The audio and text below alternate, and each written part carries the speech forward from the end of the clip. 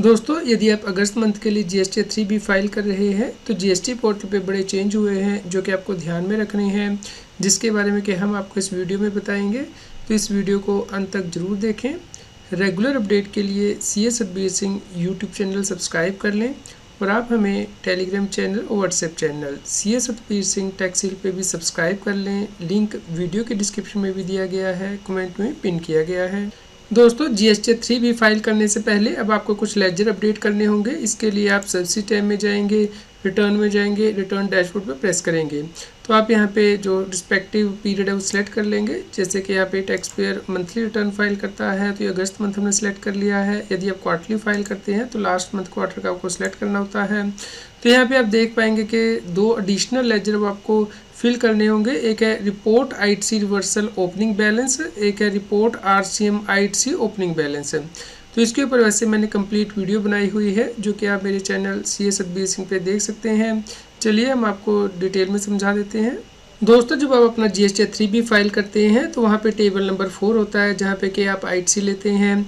तो यहाँ पे टेबल नंबर 4 क्लोज B सब क्लोज 2 के अंतर्गत आप ऐसा ITC रिवर्स करते हैं जो कि आप लेने के लिए एलिजिबल नहीं है। मान लीजिए आप 180 डेज़ के अंदर पेमेंट नहीं करते हैं अपने सप्लायर को, तो उस केस में आपको उससे रिलेटेड ITC रिवर्स करना होता है। तो यदि आपने ITC रिवर्स तो कर दिया है और रिक्लेम करने के लिए पेंडिंग है तो उसके लिए आपको GST पोर्टल पे इसकी रिपोर्टिंग करनी है कि ऐसा कितना क्लेम है जो कि आपने रिवर्स कर दिया है लेकिन आप रिक्लेम करेंगे। तो इसके लिए टाइम लिमिट भी दी गई है कि आपको कब तक ये बैलेंस रिपोर्ट करना है। तो ये जो बैलेंस है वो आपको यहाँ पे इस लेजर के अंतर्गत रिपोर्ट करना है, report ITC reversal opening balance है। तो जैसे ही आप इसे ओपन करते हैं तो इस प्रकार से आपको स्क्रीन दिखाई देगी जहाँ के आपको एक्यूमुलेटेड ITC रिवर्सल जो कि पेंडिंग है रिक्लेम के लिए आज तक वो आपको रिपोर्ट करना होता है। IGST का कितना अमाउंट है, CGST का, SGST का। तो जो आपने रिवर्स कर दिया है पहले टेबल 4B क्लोज 2 के अंतर्गत GST 3B में, लेकिन आपने अभी तक रिक्लेम नहीं किया है और आप रिक्लेम करेंगे जैसे कि 180 डेज़ के बाद पेमेंट करेंगे तो इसके लिए ये लेजर मेंटेन किया जाता है। तो यहाँ पे आपको कुछ बातें ध्यान रखनी है कि टैक्स पेयर इस फैसिलिटी का यूज़ कर सकता है ITC रिवर्सल बैलेंस को रिपोर्ट करने के लिए जो कि उसने अभी तक रिक्लेम नहीं किया है। टैक्स पेयर को ये एडवाइस भी किया है GST पोर्टल के द्वारा कि यदि वो रिक्लेम करने के लिए एलिजिबल है तो ही इसके अंतर्गत अपनी फिगर जो है वो एंटर करें। और ये ओपनिंग बैलेंस को रिपोर्ट करने के लिए लास्ट डेट 31 अक्टूबर 2024 है। 31 अक्टूबर 2024 के बाद जो रिपोर्ट करने की ऑप्शन है उसे रिमूव कर दिया जाएगा और ये अज्यूम किया जाएगा कि टैक्स पेयर के पास कोई बैलेंस नहीं है रिपोर्ट करने के लिए। तो यहाँ पे टैक्स पेयर ने यदि कोई बैलेंस रिपोर्ट कर दिया अपनी बैलेंस में तो उसे अमेंड भी कर पाएगा 30 नवंबर 2024 तक। यदि वो इस डेट के बाद रिपोर्ट करेगा तो उसके इसे कंसीडर नहीं किया जाएगा। तो 30 नवंबर के बाद जो अपडेटेड वैल्यू है वो फ्रीज कर दी जाएंगी। उसके बाद टैक्स पेयर इसमें कोई अमेंडमेंट नहीं कर पाएगा और ये जो बैलेंस है वो जुरिडिक्शनल टैक्स ऑफिसर को भेज दिया जाएगा रिव्यू करने के लिए। और यहाँ पे टैक्स पेयर को ध्यान रखना है कि यदि वो ये अमेंड करना चाहता है तो सिर्फ 3 ऑप्शन ही उसे अवेलेबल होंगे अमेंडमेंट करने के लिए।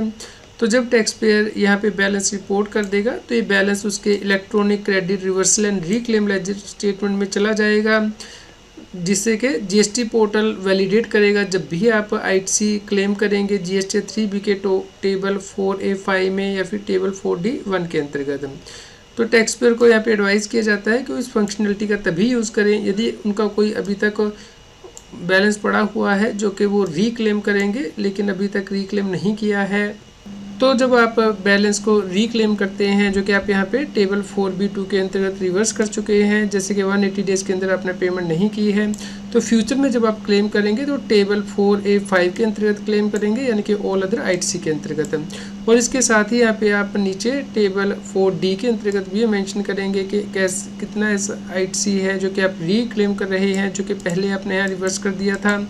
तो इसे वैलिडेट किया जाएगा जो कि हमने अभी आपको लेजर बताया है उससे GST पोर्टल के द्वारा, ताकि व्यक्ति ज़्यादा रिक्लेम ना करें इस अमाउंट को जो कि उन्होंने यहाँ पे रिवर्स किया हुआ है। तो इसी के लिए ये लेजर अब मेंटेन किया गया है GST पोर्टल पे। तो चलिए हम इसे आपको एग्जाम्पल के साथ समझा लेते हैं। मान लीजिए आप कोई गुड्स या फिर सर्विस रिसीव नहीं कर पा रहे हैं टाइमली, जैसे कि टैक्स पेयर ने 1 लाख की गुड्स खरीदी थी मार्च में, लेकिन ये रिसीव अप्रैल में हुई है। तो यहाँ पे सप्लायर के द्वारा GST 1 फाइल कर दी गई, जिसके बेस पे कि आपके GST 2B में ये इन्फॉर्मेशन आ गई और ऑटोमेटिकली GST 3B में चली गई है। तो यहाँ पे टेबल 4A5 के अंतर्गत तो यहाँ पे आप देख सकते हैं कि मार्च मंथ में आपको ये अमाउंट लेना है और इसके साथ ही यहाँ पे टेबल 4B2 में रिवर्स कर देना है, क्योंकि आपको गुड्स एंड सर्विस नहीं मिली है मार्च में, अभी आपको अप्रैल में मिली है। तो अप्रैल में आप एक तो नीचे रिपोर्ट करेंगे टेबल 4D1 के अंतर्गत कि आपका ये ITC था जो कि आपने रिवर्स किया है, आप रिक्लेम करेंगे।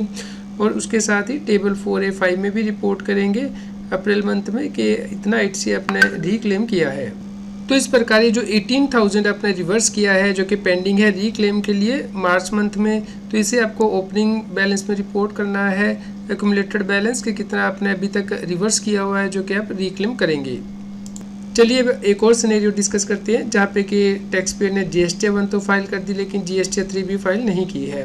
तो यहाँ पे आप देख सकते हैं कि फरवरी मंथ में सप्लायर ने GST 1 फाइल कर दी है, जिसके बेस पे कि आपने ITC ले लिया है GST 3B में, लेकिन सितंबर मंथ में आपको जाके पता लगा कि टैक्स पेयर ने GST 3B फाइल नहीं की है। तो आपने जो यहाँ पे फरवरी मंथ में ITC लिया था वो यहाँ पे रिवर्स कर दिया है टेबल 4B2 के अंतर्गत कि आप इसे रिक्लेम करेंगे जब टैक्स पेयर GST 3B को फाइल कर देगा।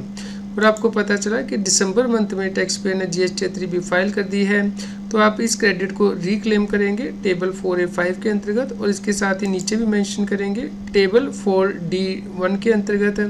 तो इस प्रकार ये जो रिपोर्टिंग है वो आपको करनी है कि जो सितंबर मंथ में आपने ITC रिवर्स किया है, यदि अभी भी पेंडिंग है रिक्लेम करने के लिए तो इसे ओपनिंग बैलेंस में आपको रिपोर्ट करना होता है। इसी प्रकार मान लीजिए आप 180 डेज़ के अंदर पेमेंट नहीं करते हैं, आपने कोई मटेरियल जनवरी में ख़रीदा था और आपने उसका ITC ले लिया था, लेकिन जुलाई तक आपने पेमेंट नहीं की है, 180 डेज़ हो गए हैं, तो आपको यहाँ पे रिवर्स करना है टेबल 4B2 के अंतर्गत।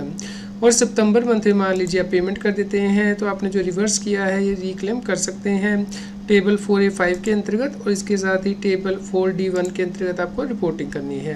तो ये जो जुलाई मंथ में आपने रिवर्स किया है, यदि ये अभी भी पेंडिंग है रिक्लेम करने के लिए, तो इसे ओपनिंग बैलेंस में आपको रिपोर्ट करना होता है। तो जो भी बैलेंस आप यहाँ ओपनिंग बैलेंस में रिपोर्ट कर देंगे ITC रिवर्सल का जो कि पेंडिंग है रिक्लेम के लिए, वो आपका यहाँ पे लेजर में चला जाएगा। सर्विस में जाएंगे, लेजर में जाएंगे, तो यहाँ पे देखिए electronic credit reversal and reclaim statement में। तो अब ये लेजर कैसे काम करेगा इसे डिस्कस कर लेते हैं। तो आप ये लेजर यहाँ पे देख सकते हैं, यहाँ पे ओपनिंग बैलेंस आ जाएगा जो कि आप डिक्लेयर करेंगे और उसके बाद जो ITC आपने क्लेम किया है टेबल 4A5 में वो यहाँ पे आ जाएगा और जो ITC रिवर्स हुआ है टेबल 4B2 में जो कि एलिजिबल है रिक्लेम के लिए वो यहाँ पे आ जाएगा और कितना ITC आप रिक्लेम कर रहे हैं टेबल 4D1 से वो फिगर यहाँ पे आ जाएगी और उसके अकॉर्डिंग यहाँ पे क्लोजिंग बैलेंस निकाला जाएगा, यानी कि ओपनिंग बैलेंस में जो रिवर्सल हुआ है वो ऐड कर दिया जाएगा और जो रिक्लेम किया गया है वो लेस कर दिया जाएगा और यहाँ पे क्लोजिंग बैलेंस आ जाएगा। तो इसे अब GST पोर्टल के द्वारा चेक किया जाएगा आपकी GST 3B के साथ कि क्या आपने सही क्लेम किया है ITC। तो इसे हम एग्जाम्पल के साथ समझा देते हैं। मान लीजिए GST 3B में आपका कोई ओपनिंग बैलेंस नहीं है रिक्लेम करने के लिए, लेकिन अप्रैल मंथ में आपने ITC रिवर्स किया था GST 3B में टेबल 4B2 में, तो वो यहाँ पे लेजर में आ जाएगा electronic credit reversal and reclaim statement में, और आपने कोई रिक्लेम तो किया नहीं है तो यही क्लोजिंग बैलेंस बन जाएगा।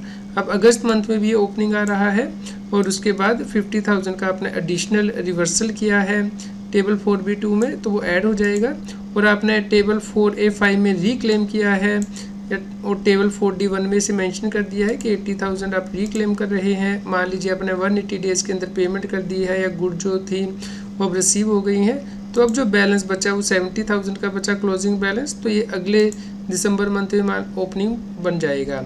तो अभी यहाँ पे कुछ रिवर्सल नहीं है दिसंबर मंथ में, लेकिन आप रिक्लेम कर रहे हैं टेबल 4A5 में और इसे मेंशन भी किया आपने टेबल 4D1 में 50,000 का, तो अब बैलेंस जो बचा वो 20,000 बचा। फरवरी मंथ में ओपनिंग 20,000 हो जाएगा। तो यहाँ पे मान लीजिए आप 40,000 का रिक्लेम करने की कोशिश करते हैं, टेबल 4D1 में मेंशन करते हैं, तो अब इस केस में GST पोर्टल के द्वारा आपको एरर दिखाई देगी कि आपका जो बैलेंस बचा हुआ है वो 20,000 ही है, तो आप 40,000 रिक्लेम नहीं कर सकते हैं। इसलिए आपको इंश्योर करना है कि ओपनिंग बैलेंस आप सही रिपोर्ट करें और यहाँ पे, और उसके बाद आप का जो इलेक्ट्रॉनिक क्रेडिट और रिवर्सल और रीक्लेम स्टेटमेंट है वो चेक करें जीएसटी पोर्टल पे कि उससे ज़्यादा आप आईटीसी क्लेम नहीं कर सकते हैं जीएसटी 3B में। चलिए अब डिस्कस करते हैं दूसरा लेजर, यानी कि report RCM ITC opening balance है, यानी कि रिवर्स चार्ज मैकेनिज्म के अंतर्गत यदि आपने कोई सप्लाई ली है जिसका कि आप आईटीसी लेना भूल गए थे तो उसकी रिपोर्टिंग आपको यहाँ पे करनी है।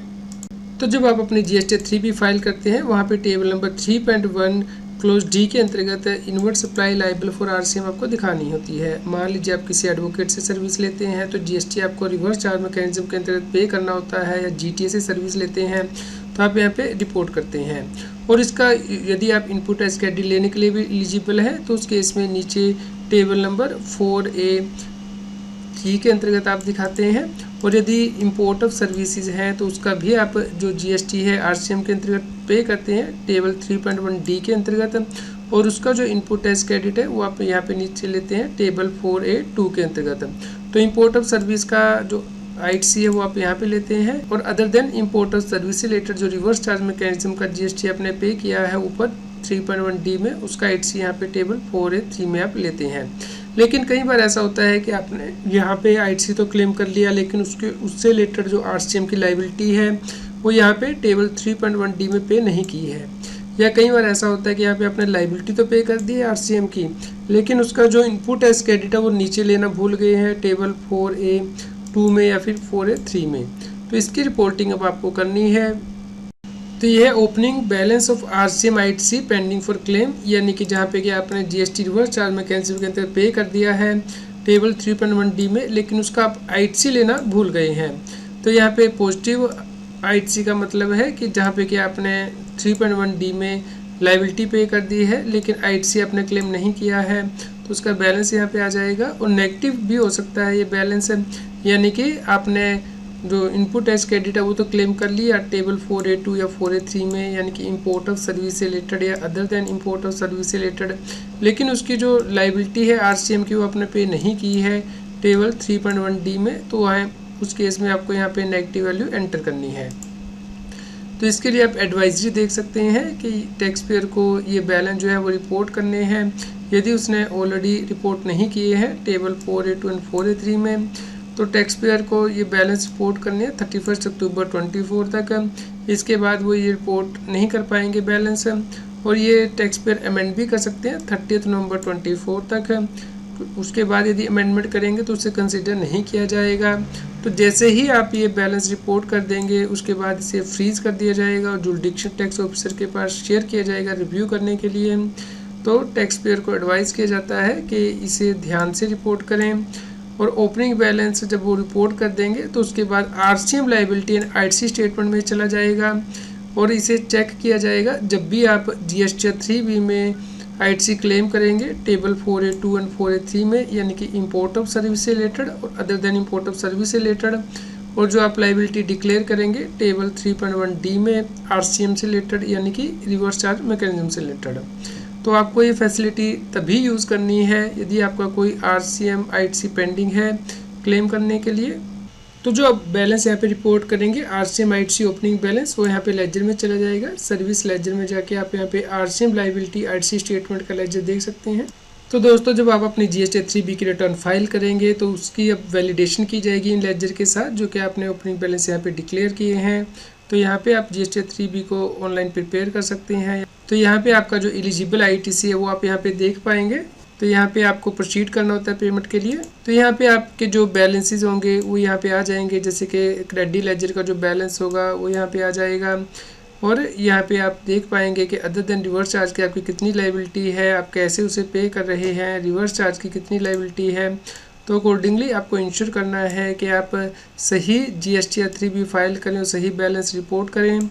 यदि आपको कोई क्वेश्चन हो तो आप हमें कमेंट करके ज़रूर बताएं। कृपया लाइक करें और शेयर करें ताकि सभी लोगों तक ये जानकारी पहुंच पाए और वो जीएसटी की कंप्लायंस कर पाएँ।